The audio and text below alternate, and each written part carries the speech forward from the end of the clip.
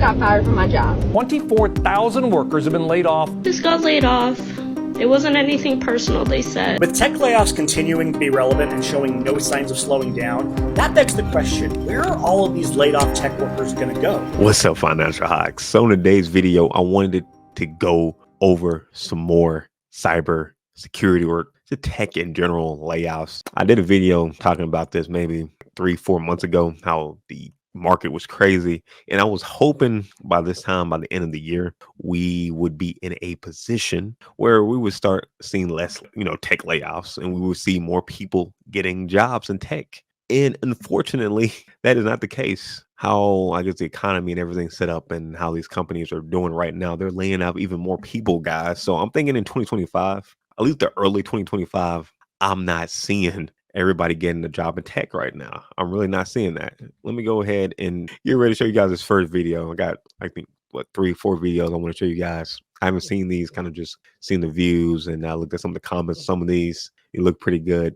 But yeah, I'm just, it was just amazing me right now that after all this time from my first video, we're still dealing with this. And I try to pick videos too that are more recent, like August, September. And not looking the best right now. So let's go ahead and start the first one. And let's see. You're literally one email with HR CC'd on it away from losing your job. The amount of layoffs that companies doing are not slowing down. And particularly if you're working at a really large company, a tech company, you are susceptible to being laid off. And I don't care if you've been at the company for 5 days or 25 years. I'm running across people who have been really loyal to companies for decades. And then suddenly they wake up, they notice they have an email with their manager and HR CC'd on it, and they just get like a sinking feeling right away and know what's going to happen. This is not the same time period that your grandparents grew up in,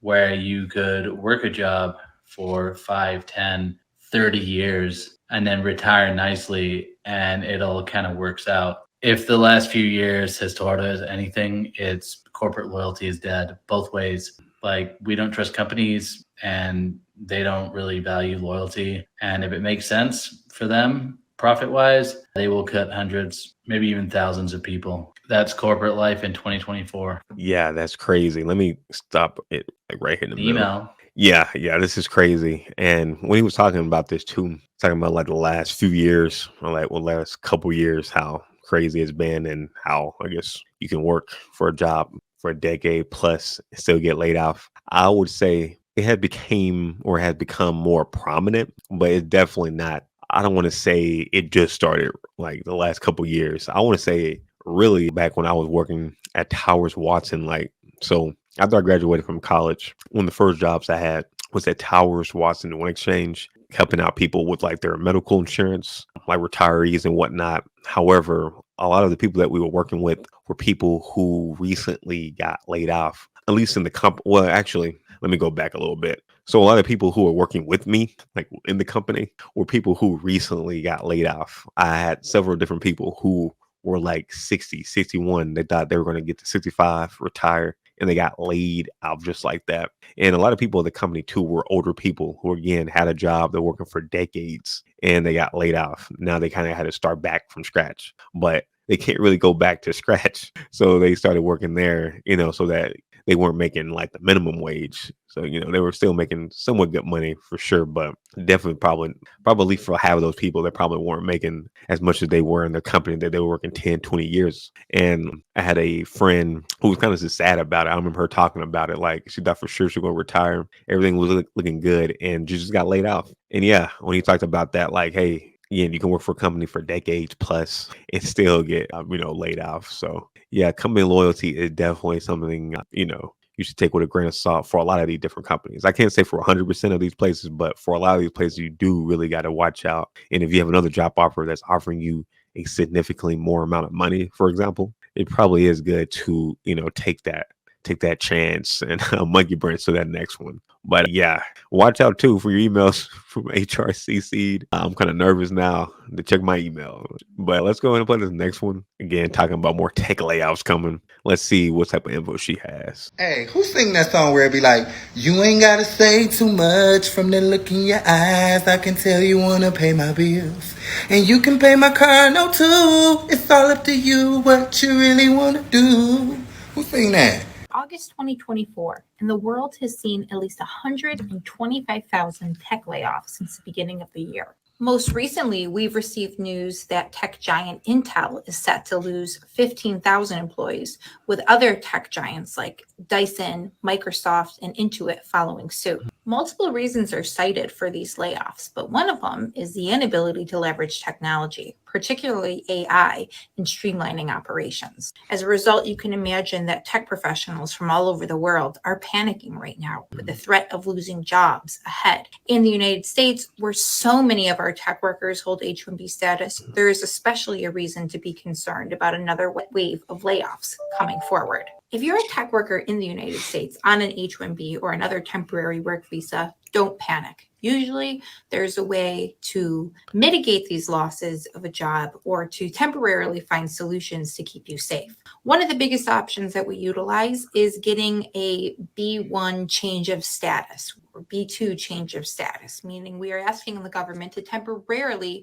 Okay, let's fast forward this a little bit. Looks like they're talking mainly for people who are coming over on the visas. The ability for you existing employees who have made those cuts behind. And what I mentioned on file with the government, wherever there are layoffs within a company, it will impact your ability to successfully receive a labor certification from the U.S. Department of Labor and could possibly torpedo somebody's case. You are the survivor of a layoff or the victim of one. Either way, it's important for you to have a plan. Okay. So yeah, this one, she was kind of, I guess, talking more along the lines of people who are over here with the visas, for the tech jobs and whatnot. And I guess that's something I didn't really think about on the tech job layoffs. I'm mainly thinking about, people who are here who are already Americans. But you know what, that is a valid point for people who are, again, coming over here who aren't American, taking these, or going to a lot of these different tech jobs. And, now they're also getting laid out. So yeah, if you are a person who isn't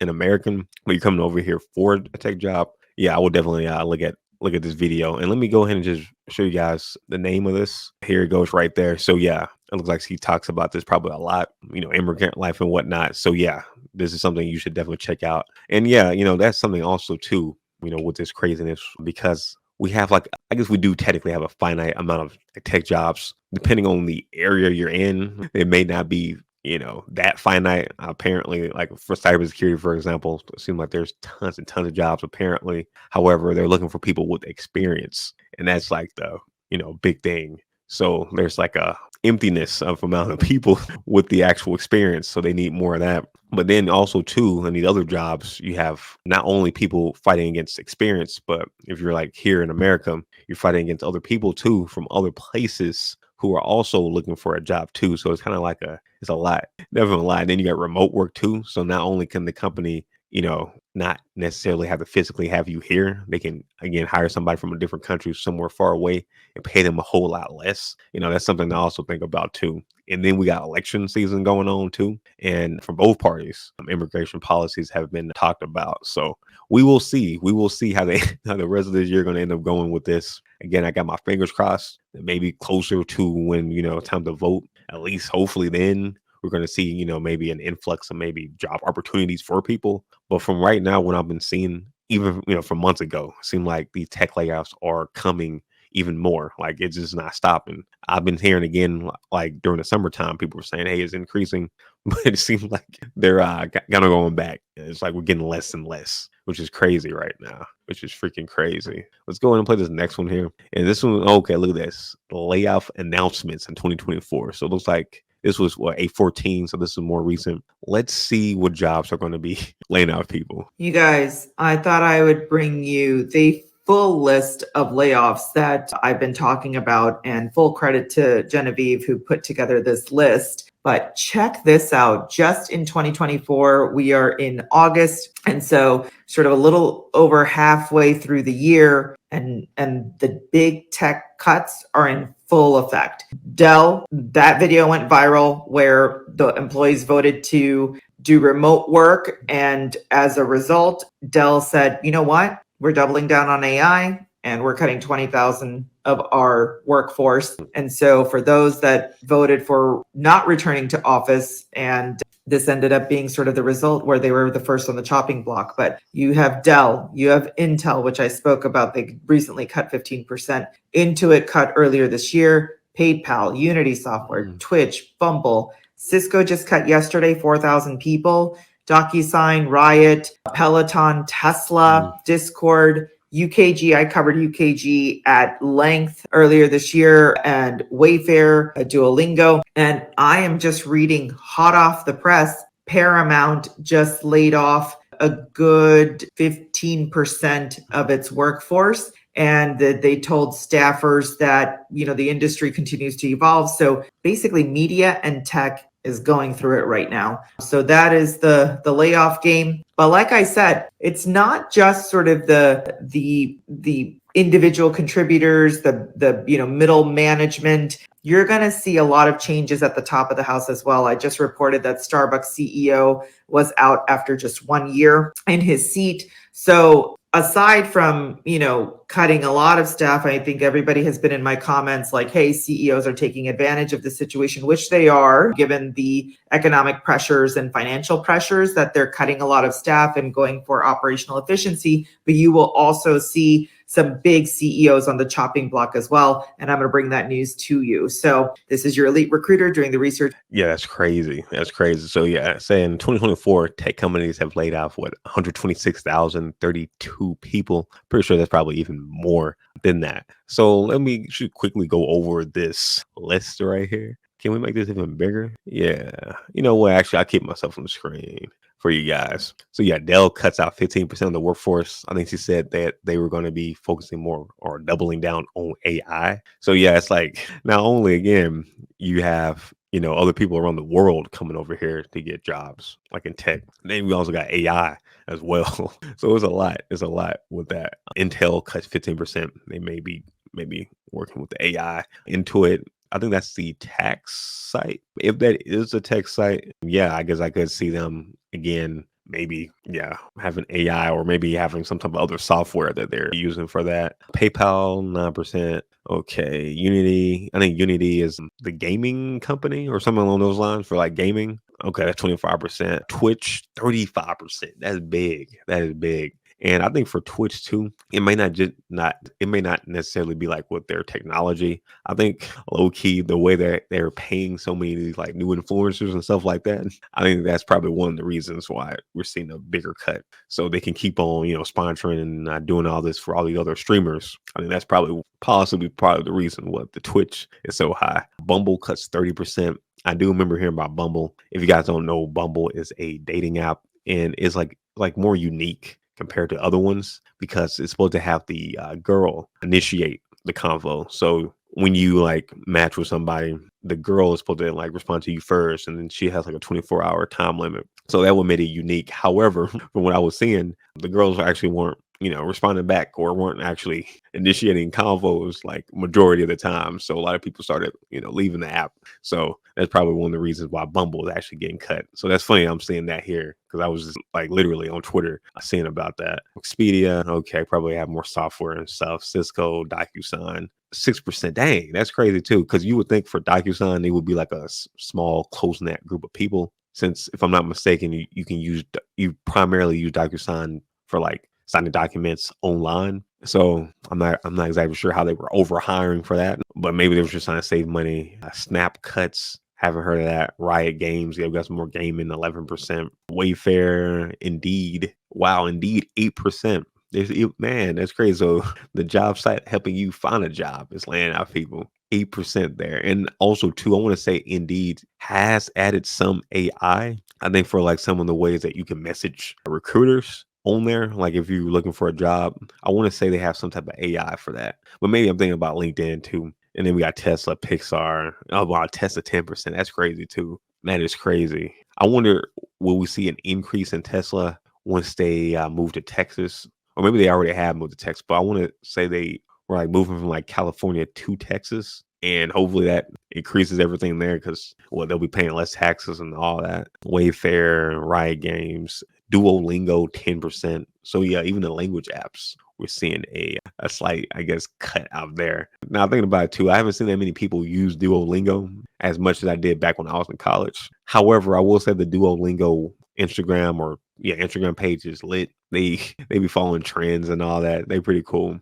And eBay, okay. Now interesting. Let me know in the comments if you guys were aware of any of these. And do you think any of these companies are going to be laying off even more people like by December or November of this year? And here's the last one here. And yeah, it's tech layoff prediction 2024. Hopefully it kind of gives us a idea for 2025 as well. But yeah, let's go ahead and see. I feel bad for the person at CrowdStrike who pushed that update into production and caused that massive outage. It turns out it was just one line of code that broke everything. And the developer didn't see it, but chances are this code got reviewed by multiple people if it was an update that big. So it's crazy that everybody missed it. But when you're laying off hundreds of thousands of people in the IT industry, something like this was bound to happen eventually. When you do this, you're placing more and more burden on the people who are left working there. And now you have these developers that are probably taking on multiple roles and doing more work. Supposedly, CrowdStrike laid off 200 employees last year. And I don't know if this number is accurate, but this is what I was able to find. But it probably also doesn't help that the CEO came out a few years ago and said that he regrets not firing people quicker.